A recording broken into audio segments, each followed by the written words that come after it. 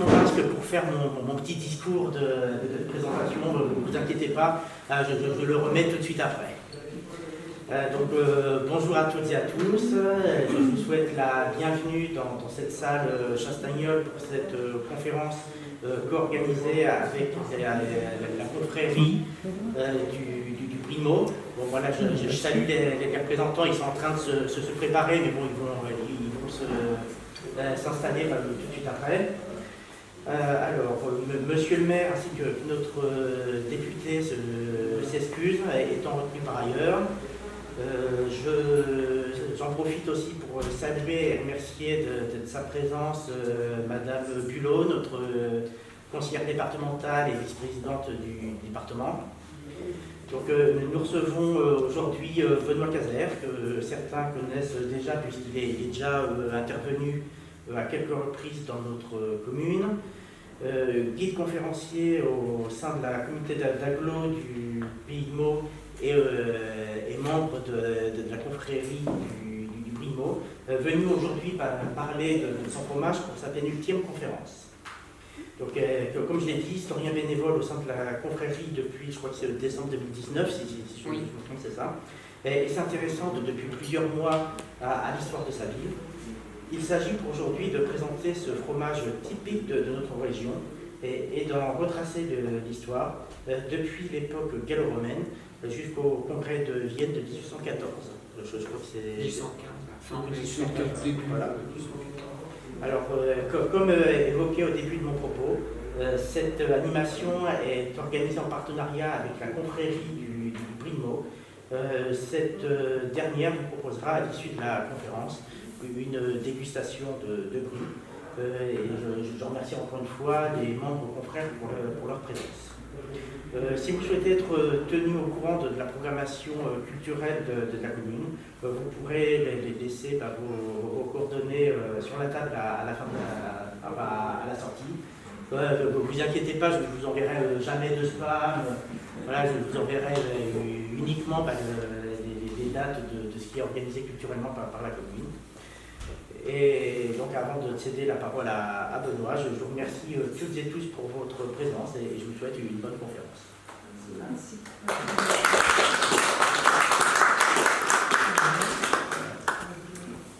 Avant toute chose, je vous remercie d'être venus si nombreux. Première chose, je tiens à signaler que cette conférence va être filmée, mais pas le public, donc ce sera uniquement moi. Pour les besoins de ma chaîne YouTube, Benoît Caser, un autre regard sur l'histoire. Alors, première chose, il faut savoir que le Brimo, c'est une matière historique qui n'est pas facile à aborder. Parce que, en fait, il a très peu intéressé les historiens. Et je pense à tort.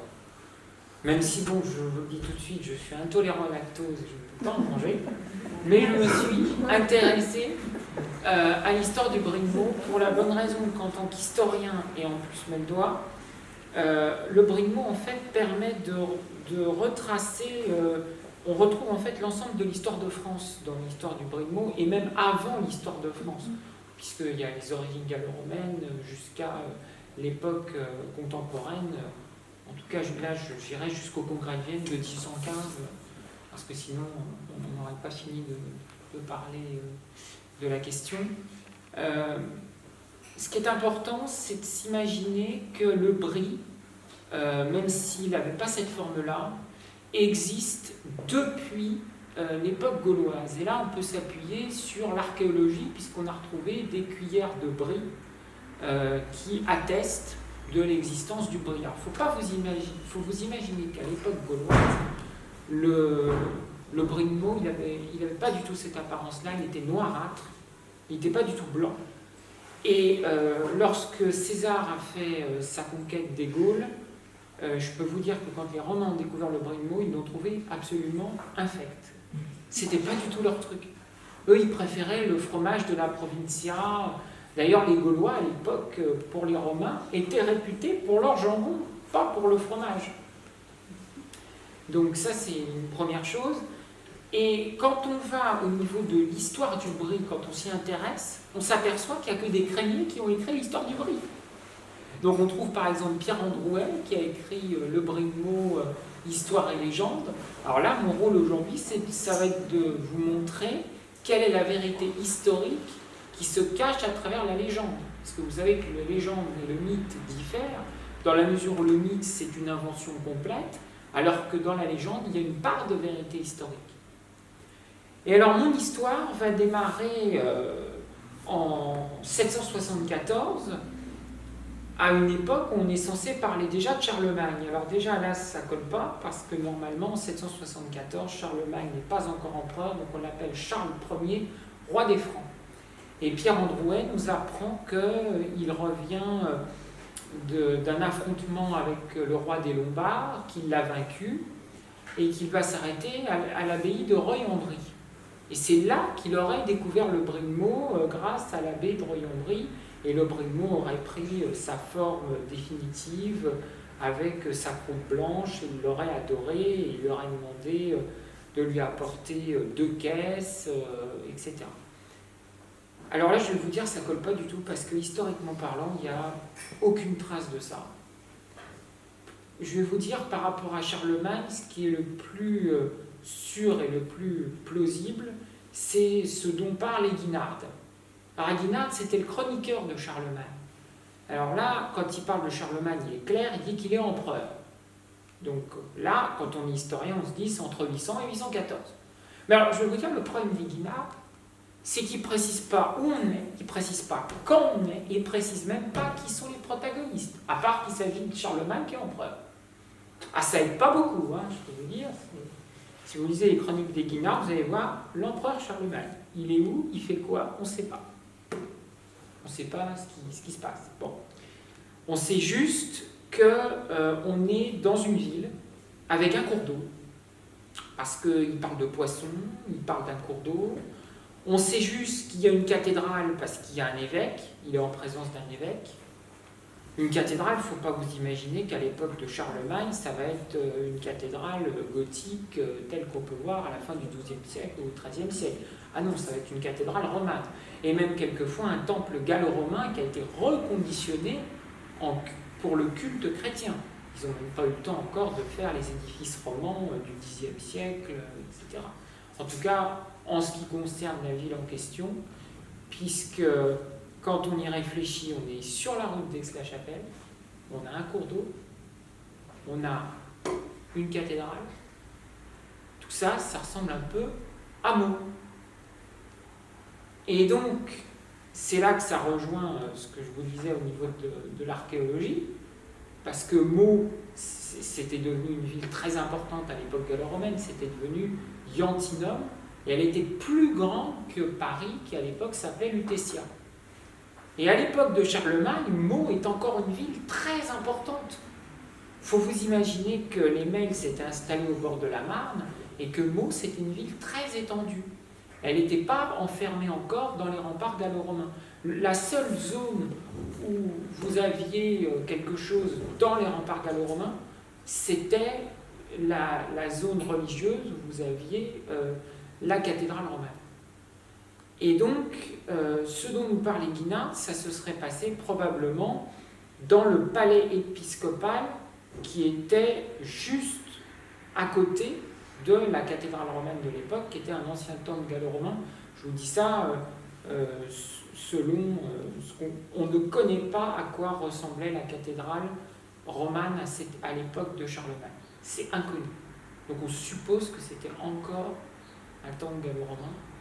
On n'en a même pas la certitude. Je vais vous dire, on est vraiment dans la certitude totale là-dessus. En plus, Eginhard ne nous aide pas là-dessus, puisqu'il ne nous dit même pas qu'on est à Meaux. Et donc c'est pour ça qu'on ne sait même pas si c'est à Meaux.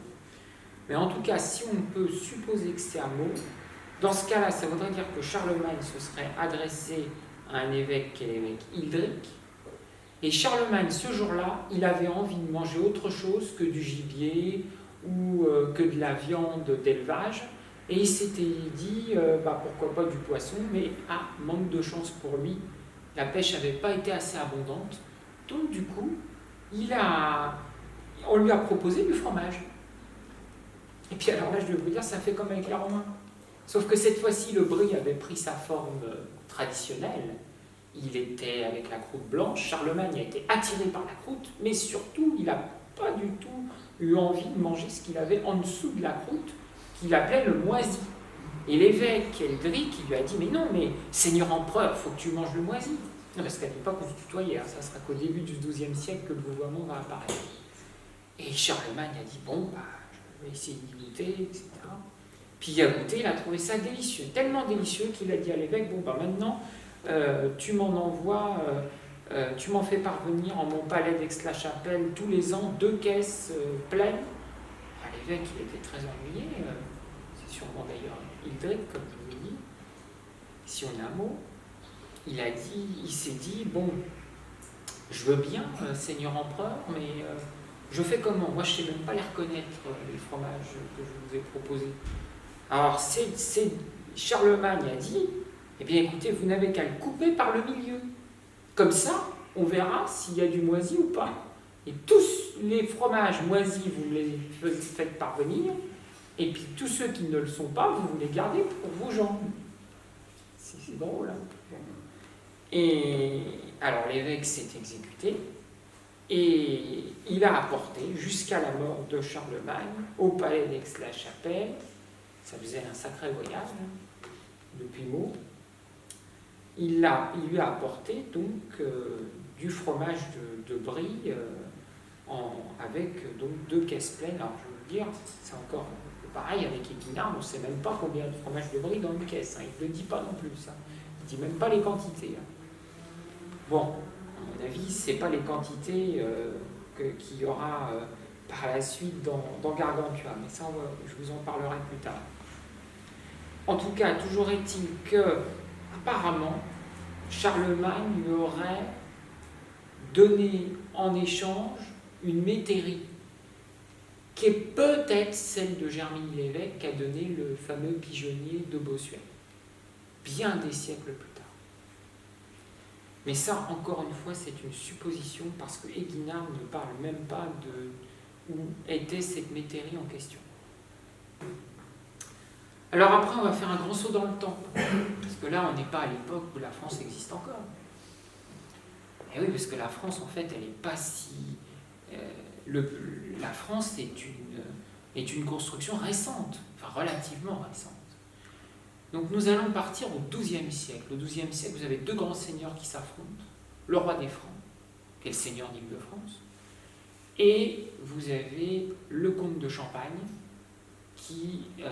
Thibaut II, qui est face donc à Louis VII le Jeune, et à force de s'affronter, ils vont finir par s'accorder, et ça va se finir par un mariage. Et en 1142, vous avez Thibaut II de Champagne qui va marier son fils Henri Ier, le futur Henri Ier le libéral, à Marie de France, la fille de Louis VII le Jeune et d'Aliénor d'Aquitaine, qui va devenir Marie de Champagne, qui a été inhumée d'ailleurs à la cathédrale Saint-Étienne de Meaux.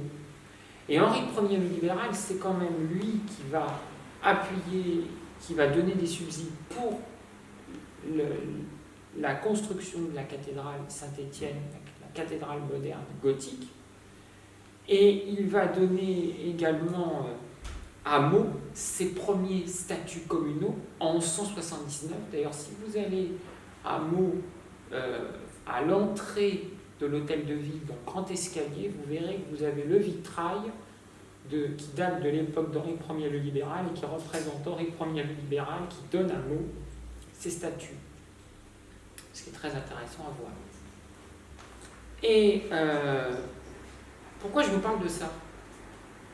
Parce que les querelles étaient incessantes entre le comté de Champagne, qui était presque plus grand que le royaume des Francs, et Philippe II Auguste, en 1204, l'année où il a décidé que désormais il ne s'appellerait plus roi des Francs, mais roi de France, donc l'année où il a fondé le royaume de France, véritablement, eh bien Blanche de Navarre, qui est la petite-fille d'Henri Ier le libéral et la fille de Thibaut IV, dit le chansonnier, lui apportait du fromage de brie. Et ça a calmé ses velléités guerrières vis-à-vis du comté de Champagne.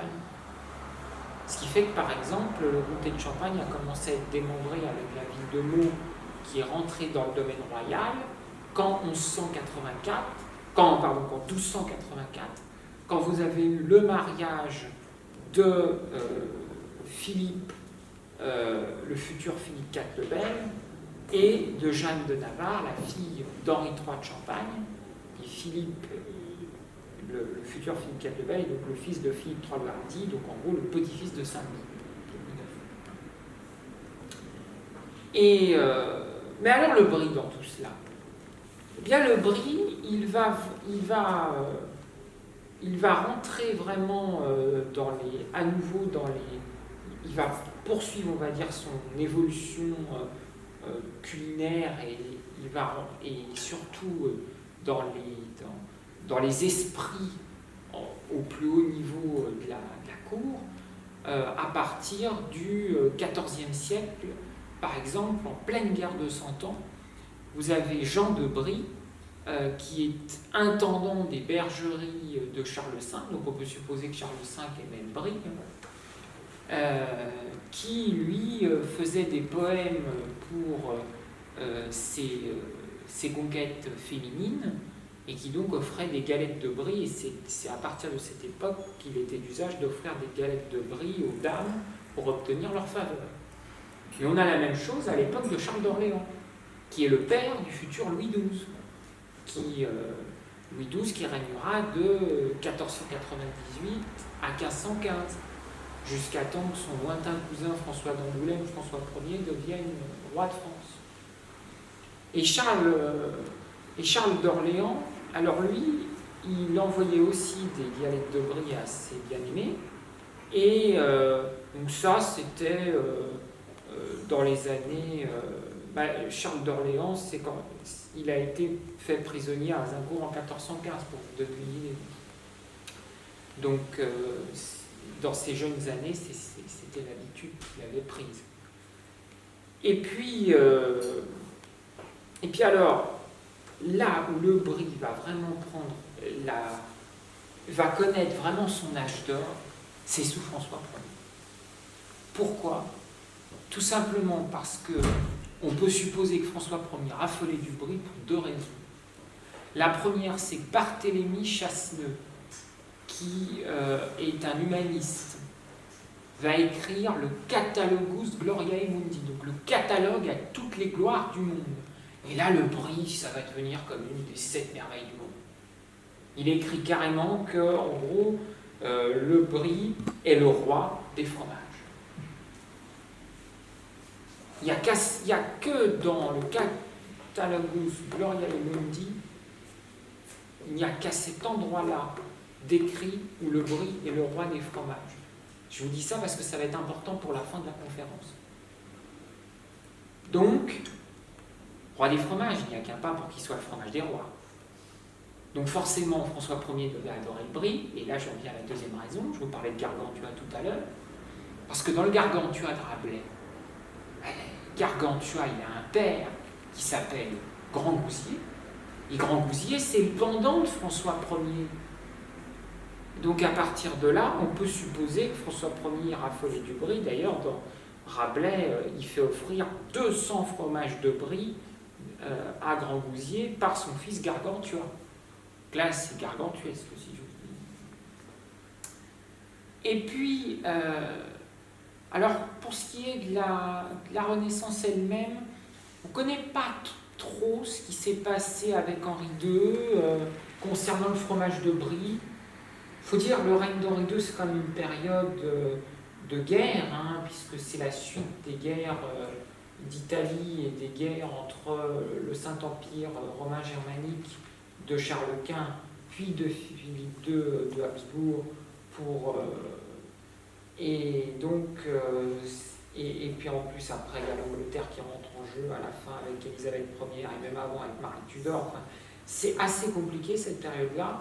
Donc on est dans une période de guerre qui n'a rien à voir avec les préoccupations de l'art de la table et du brie. Alors, ce qui est intéressant, par contre, c'est qu'avec Henri IV, on est quand même en pleine guerre de religion, et Henri IV ne va rétablir la paix qu'avec l'édit de Nantes en 1598. Et pourtant, on a une légende du brie qui court par rapport à Henri IV. Selon laquelle Henri IV se serait fait offrir des galettes de brie par son épouse Marguerite de Valois pour que Henri IV se tienne tranquille et reste auprès de Marguerite de Valois et ne fréquente pas Gabriel d'Estrées. Oui, mais alors ça c'est très problématique parce que Henri IV et Marguerite de Valois se détestaient cordialement. Quand je dis cordialement, c'est ironique. Ils cherchaient à faire des complots pour se supprimer mutuellement. Parce que Marguerite de Valois, elle était du côté de la très sainte Ligue catholique. Elle n'a jamais digéré qu'Henri IV se convertisse, adjure, se reconvertisse entre la religion et fasse la navette entre la religion catholique et la religion protestante. Ça ne lui plaisait pas du tout. On disait non, etc. Mais bon, je simplifie. Ou prétendument réformé, enfin, c'était les appellations de l'époque. Et puis, ce qui est sûr en revanche, et c'est lié à la confrérie du brie. Henri IV a hérité d'un de ses lointains prédécesseurs, le roi de France Louis XI, qui a hérité de la Bourgogne, le duché de Bourgogne, en 1481. Henri IV a hérité du château de Germolles. Et près du château de Germolles, vous avez les vignes de Givry. Et c'est intéressant. Alors là, ça ne va pas être avec Henri IV qu'on va avoir cette trace-là, ça va être avec son fils Louis XIII. Sous Louis XIII, on a la preuve que Louis XIII et ses mousquetaires auraient soupé au Château Neuf de Coulommiers le 16 octobre 1631. Et ils auraient accompagné le brie d'un vin de Givry. Je suis désolé pour les confrères du brie de Meaux, c'est à mon avis du brie de Coulommiers qu'a mangé Louis XIII ce jour-là. Mais c'est vrai qu'à l'époque, je crois que c'était pas trop la préoccupation de Louis XIII de savoir s'il mangeait du brie de Coulommiers ou du brie de Meaux, parce qu'il était en pleine guerre civile avec son frère Gaston d'Orléans. Enfin, c'était un peu compliqué, cette époque-là. Et puis, donc Louis XIII avait donc d'autres soucis que de se préoccuper de quel fromage il mangeait, puis il était à Coulommiers, donc il a mangé du brie de Coulommiers, forcément. Et brie de Coulommiers, de là, il n'y a qu'un pas à changer de règne, et là, je vais m'intéresser un peu au règne de Louis XIV. Parce que vous allez me demander quel est le fromage dans lequel le corbeau,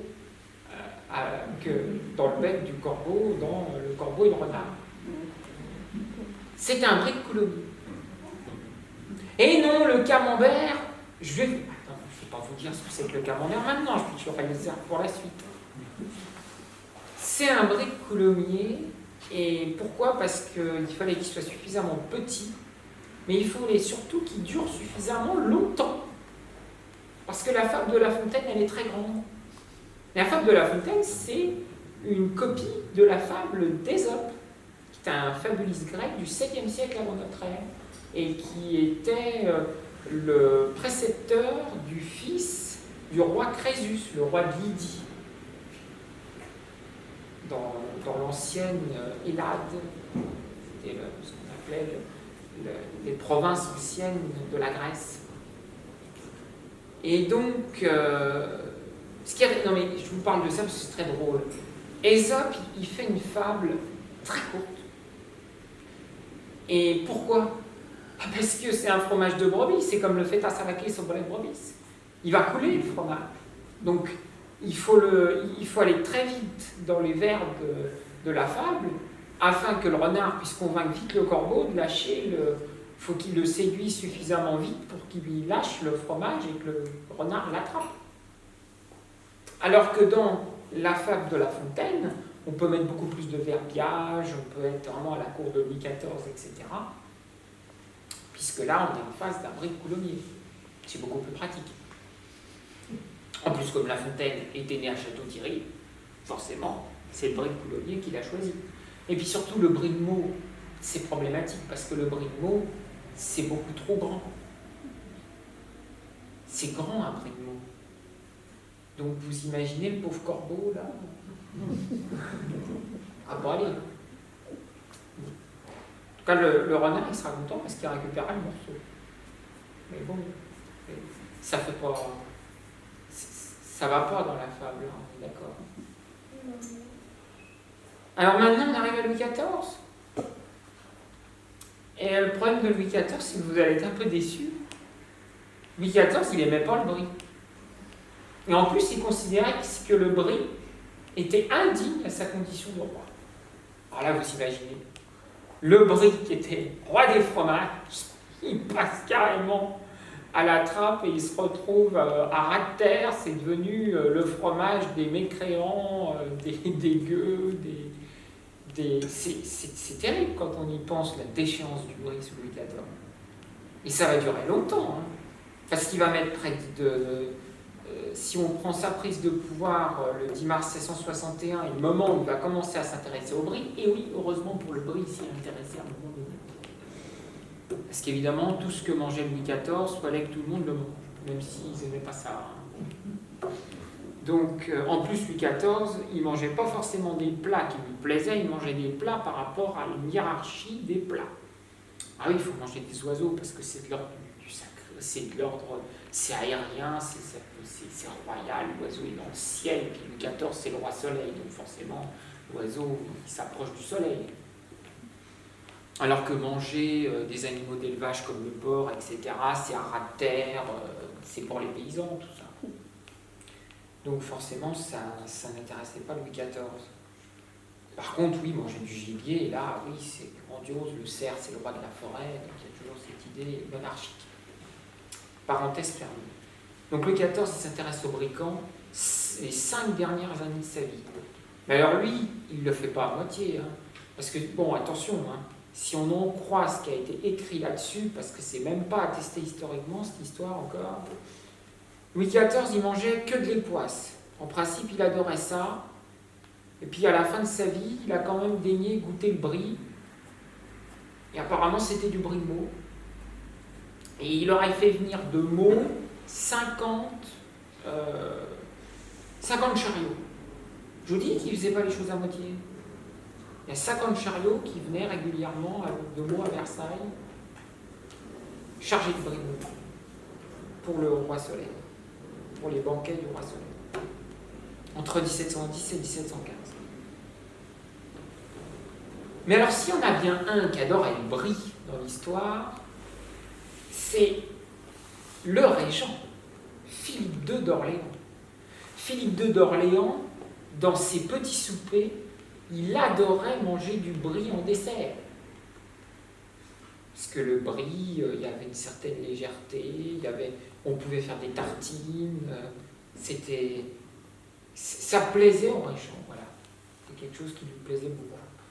Louis XIV, c'est des repas très cérémoniels, avec le service à la française, etc., où on picore un petit peu partout. Mais le régent, il faut vous imaginer que ce n'est pas des grands soupers avec des grandes tablées, c'est des petits soupers avec quelques amis, des dîners entre amis, si j'ose dire. Bon, attention, entre amis avec le régent, c'est quand même une quinzaine, une vingtaine de personnes. Hein. Mais ce n'est pas les grands dîners de Louis XIV où vous aviez le grand souper, le petit souper. Parce que Louis XIV mangeait 2 fois. Hein. Alors vous imaginez qu'en entre 1710 et 1715, peut-être qu'il mangeait 2 fois de brie. Ça va plaire aux confrères, ça. Bon. Mais attention, ça c'est encore une supposition. Je vous dis, moi c'est écrit par des crémiers l'histoire du brie. Hein. Donc moi, quelquefois je trouve la vérité historique, puis d'autres fois il n'y a pas de trace de vérité historique. En tout cas, bon, ça, à la limite, on peut dire que c'est plausible. Et puis, le brie va rentrer dans la haute gastronomie française, puisque la haute gastronomie française va vraiment naître à partir du XVIIIe siècle, avec une reine polonaise. Tiens donc, pourquoi ? Eh bien parce que l'épouse de Louis XV, Marie Leszczyńska, qui est la fille de Stanislas Leszczyński, qui est le roi déchu de Pologne, avec la fameuse guerre de succession de Pologne, hein, qui s'achève en 1733, et qui nous a permis de récupérer la Lorraine, puisque le roi de Pologne est devenu duc de Lorraine et qu'à sa mort, en 1764, Louis XV a pu récupérer la Lorraine, qui est rentrée, on ne pouvait plus dire, en passant par la Lorraine avec ses gros sabots pour Louis XIV. Hein. Parce que Louis XIV, à chaque fois qu'il faisait ses guerres, il passait par la Lorraine avec ses sabots. Le duc de Lorraine a un peu marre. Donc, mais là, au moins, la Lorraine appartenait définitivement au royaume de France. Et ce qui est intéressant, c'est que Marie Leczinska, c'était une grande gourmande. Et elle a apporté de Pologne des vols au vent. Et quand elle a découvert le brie de Meaux, elle a eu une idée. C'est avec son cuisinier bien aimé, elle s'est mise à fourrer de brie de Meaux ces vols au vent. Et ça a donné la bouchée à la reine. Et les premières bouchées à la reine, c'était au brie de Meaux. Il faut vous le représenter, ça. Et puis, par la suite, alors là, on rentre, évidemment, après Louis XV, vous avez Louis XVI. Alors Louis XVI, on a une preuve qu'il aimait bien le brie. Il avait mangé une part de brie de Meaux quand il était à Varennes, le jour où il s'est fait reconnaître. Mais il s'est fait reconnaître à cause d'un jeton, pas parce qu'il mangeait trop de brie. Enfin, et il ne s'est pas fait arrêter parce qu'il est resté dans l'auberge à finir tout le brie. Hein. Il ne faut pas imaginer Louis XVI comme étant quelqu'un qui pensait qu'à manger, etc. Il avait beaucoup plus le sens de son royaume qu'on le dit. Mais l'objet de cette conférence n'est pas sur Louis XVI. Ce que je veux dire par là, c'est que donc on a la preuve que Louis XVI aimait bien le brie de Meaux. Donc toujours le fromage des rois. Et bien ça, je vais vous dire, ça va bien embêter les révolutionnaires. Parce que les révolutionnaires, qui sont pour la plupart des bourgeois, ils aimaient bien le brie de Meaux. C'est embêtant, hein.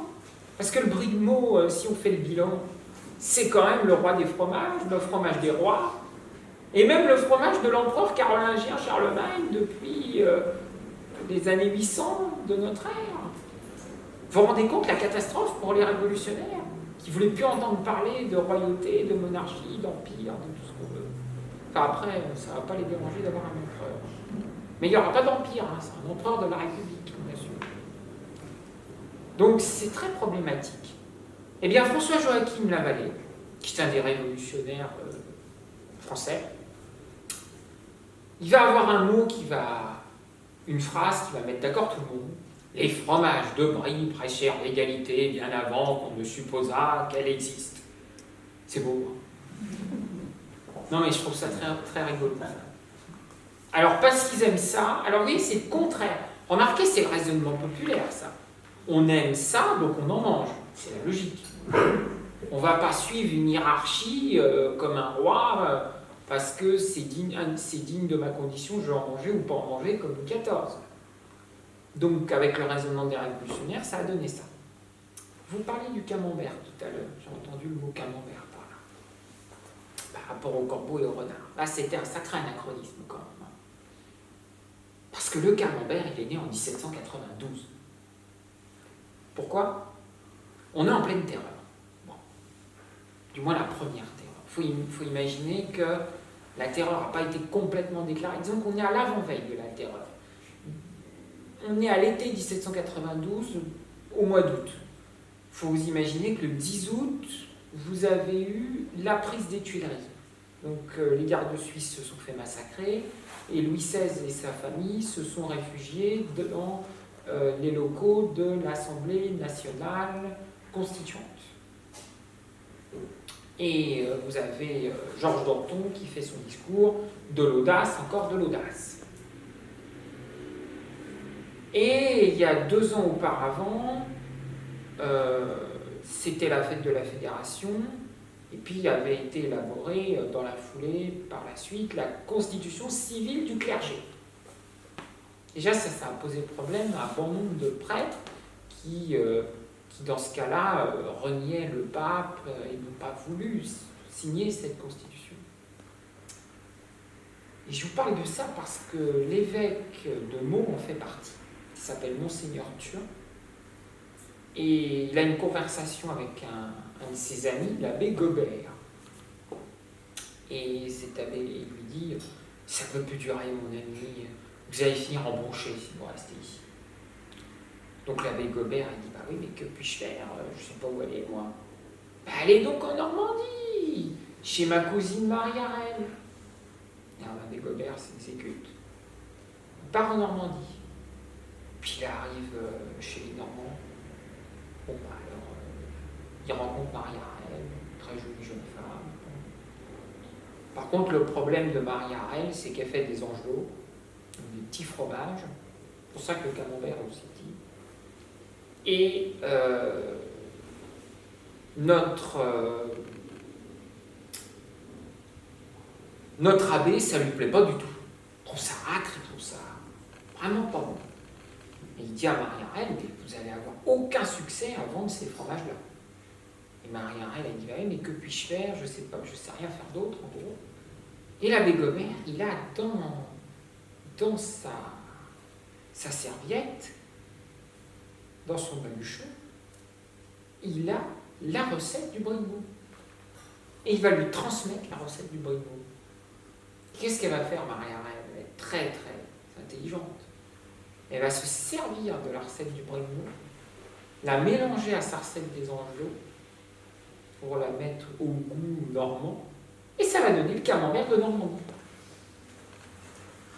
qui est le fromage de France le plus connu au monde. Et oui, c'est hélas pas le brignoud, pour mes confrères. Ce qui est un peu normal, dans la mesure où la monarchie s'est écroulée, et donc forcément, le camembert a une meilleure presse, parce que c'était vraiment un fromage populaire. On peut supposer cela. Et puis c'est un fromage plus petit, il s'emporte plus facilement un peu partout. Donc ça, c'est une parenthèse de fermée, parce que je ne suis pas là pour parler du camembert, je vais revenir à Montbrie, moi. Et alors, il faut vous imaginer qu'à la Révolution, donc, les gens se sont mis à manger du brie de Meaux, c'est devenu le fromage du peuple. Et puis, arrive Napoléon Bonaparte, qui devient consul, ensuite il devient premier consul, puis il devient consul à vie en 1802, et puis finalement, allez, tant qu'à faire, empereur des Français en mai 1804, et le 2 décembre il est sacré, etc. Bon, ensuite vous avez la suite des guerres napoléoniennes, qui dans un premier temps se termine durant la campagne de France de 1814. Et à ce moment-là, Napoléon Ier est chassé et se retrouve exilé sur l'île d'Elbe. Je raconte tout ça parce que vous allez comprendre où je veux en venir. Et vous avez le congrès de Vienne qui commence. Et le congrès de Vienne, eh bien, il faut vous imaginer que il a commencé en 1814. Et alors là, il y a quelqu'un qui intervient, c'est Talleyrand. Talleyrand, il a été évêque, il a été ensuite conseiller notamment de Napoléon Ier, enfin, il a fait un peu de tout. Disons que Talleyrand, il a survécu à la Révolution française, il vient de l'Ancien Régime, donc, parce qu'il a toujours été du côté du pouvoir. C'est très malin. Et il est très content, Talleyrand, que Napoléon ait été exilé, qu'il puisse négocier avec Louis XVIII, et qu'il puisse négocier le congrès de Vienne avec le prince de Metternich, qui est le principal ministre de l'empereur du Saint-Empire romain germanique. Et il a négocié qu'en fond, la France conserve ses frontières intactes, telles qu'elles étaient avant les guerres napoléoniennes. C'est pas rien quand même. Parce que la France aurait pu être démembrée. Bon. La condition seulement, c'est tout simplement que eh bien ma foi, tout redevienne comme avant, la Révolution.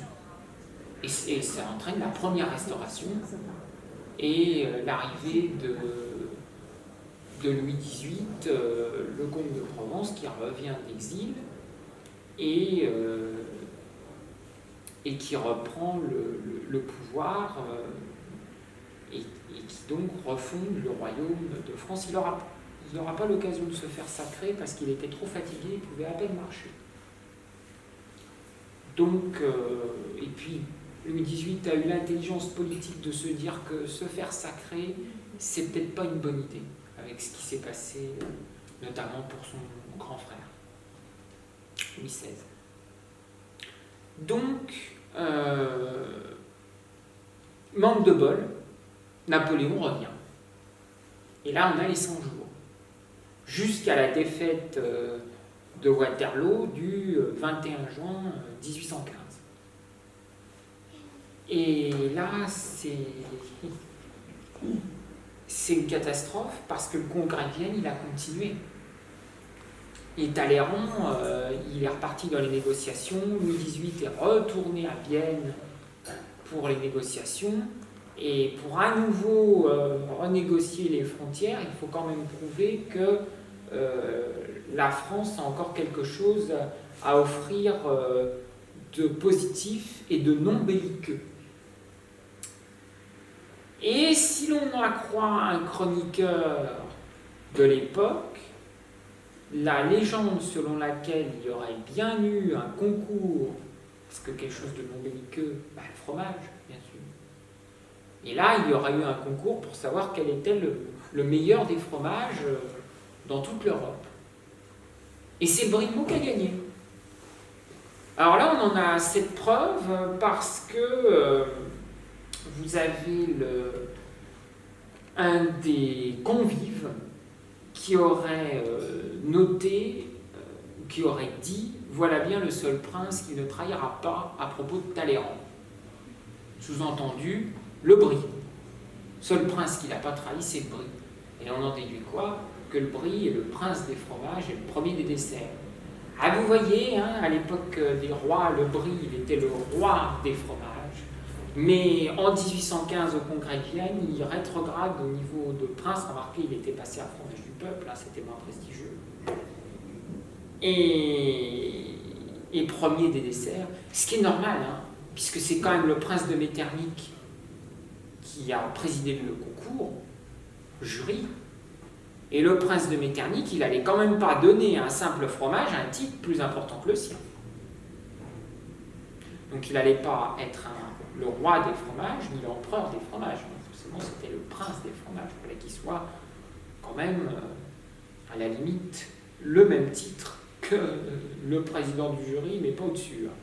Limite en dessous, à la limite, ça aurait été mieux. Je pense qu'à mon avis, il a plus pensé premier des desserts. Mais en tout cas, on va dire dans les mémoires, c'est resté le prince des fromages. Et donc, la légende selon laquelle au congrès de Vienne, le Brie serait devenu le roi des fromages est fausse. Le roi des fromages, c'était Barthélemy de Chasseneux, en 1529, dans le Catalogus Guerrieri-Mundi, comme je vous ai dit au début. Et puis, plus d'un siècle ont passé, et en 1980, le Brie de Meaux a obtenu l'appellation d'origine protégée. Et c'est d'ailleurs ça que nous fêtons cette année, là, le 14 et 15 novembre, où je referai des conférences sur l'histoire du Brie de Meaux. Et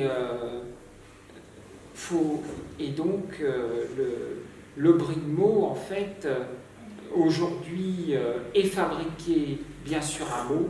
Ce qui est intéressant par rapport à ce que je vous ai dit, c'est que c'est dans la fromagerie Saint-Pharon, qui est rue Jean de Brie, le fameux Jean de Brie, qui était l'intendant des bergeries de Charles V, et qui raffolait tellement du Brie qu'il n'avait pas du tout envie d'en donner à ses conquêtes féminines. J'en termine là-dessus. Je vous précise que Ma conférence sera disponible toujours sur ma chaîne YouTube, Benoît Cazaire, un autre regard sur l'histoire. Et je vous remercie de votre attention, cher public.